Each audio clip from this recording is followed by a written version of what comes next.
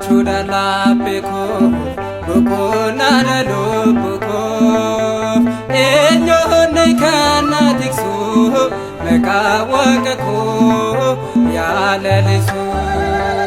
Gammachuudha laphee koo boqonnaa lubbuu koo eenyuun kan na tiksu maqaa Waaqa koo yaalalisu.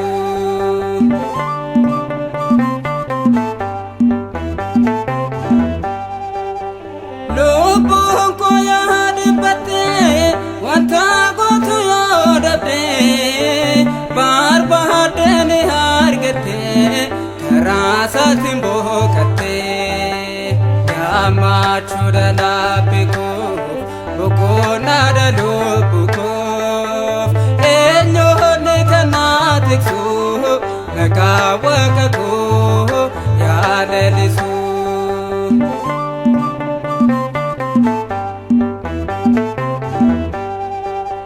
Karaani diriiranis taphaayyoonatti ta'e hawwi koo hundumaa isaa Gooftaa si galmaan ga'a.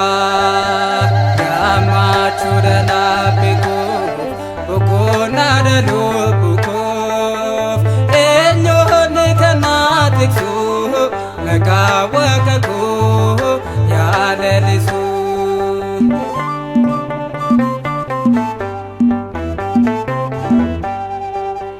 Hunduma isaa tareeraa maqaa Waaqa kootiitiin galmaan naaf gaheerammaa situu naaf amanamaa. Gammachuudha laphee koo boqonnaa lubbuu koo eenyuun kan na tiksu maqaa Waaqa koo yaalalisu.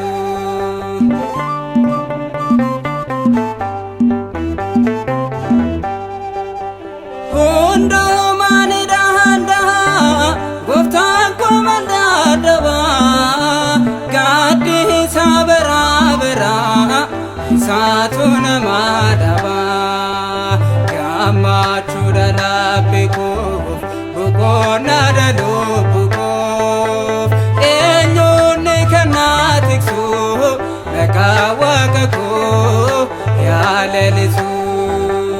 Gammachuudha laphee koo boqonnaa lubbuu koo eenyuun kan na tiksu maqaa Waaqa koo yaalalisu.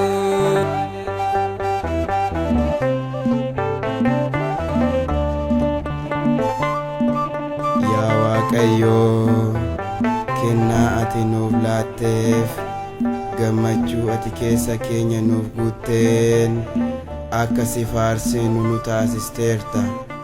Ijoollummaa keenyan jalqabnee akkuma yoonan nu geessee baroota keenya hafaniis ati eegii nu tiksi dhuma keenyaas nuuf bareessi hanga bara baraatti. Ameen.